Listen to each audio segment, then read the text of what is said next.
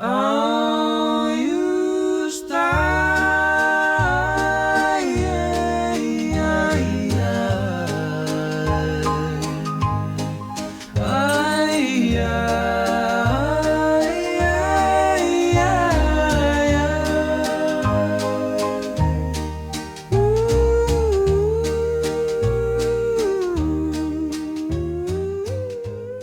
Welcome to my studio in Ouray, Colorado, where inspiration awaits just outside my front door. I'm Todd Mayfield, and I am an impressionistic artist. My painting style is strongly influenced by a combination of early French Impressionism and vivid Southwestern art. In this video, I'll be painting the second of two large paintings to be hung at the infamous Butcher and the Baker restaurant in Telluride. To do a painting of this size usually takes about 2 to 4 weeks, but I've managed to cram the entire process into 5 minutes. Let's get started. I'm laying down a grid using 4-inch squares. I'll be painting from an image along the Pikes Peak Trail. I like to start with a clean workstation with clean brushes, fresh water, and some initial acrylic colors. Before I start throwing paint around, I put on my sanctioned painter's apron and my lucky painter's cap. Oh yeah, and a few gulps of my 5th cup of coffee.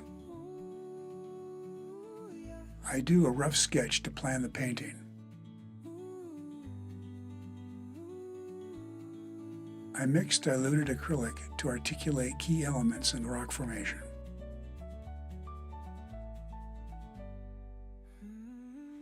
When I'm happy with the composition, I start roughing in large blocks of color as a base.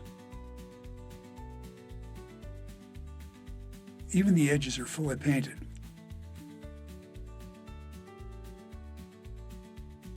I don't want to have any white canvas showing.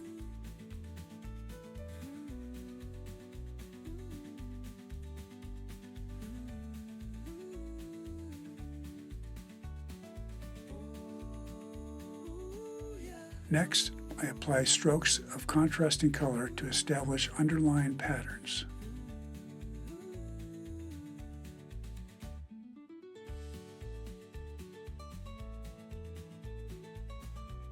These first strokes will eventually be covered with several opaque and translucent layers of paint.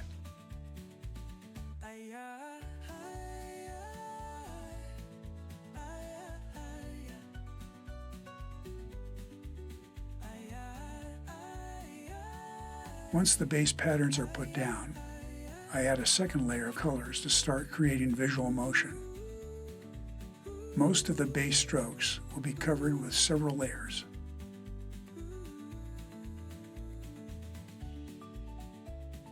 This process of painting tiny brush strokes on a large canvas may seem tedious, but it really helps when adding consecutive layers and eventually has a very painterly texture, which gives the painting a rich and vivid complexion.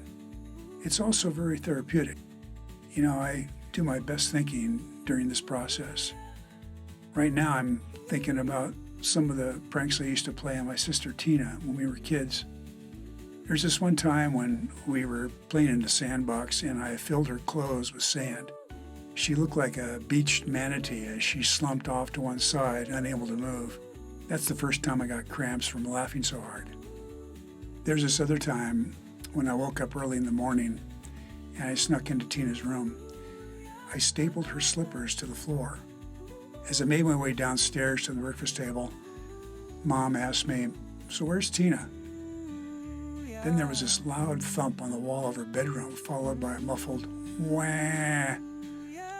"I think she just got up," I said to my mom with a smirk. Those are good times.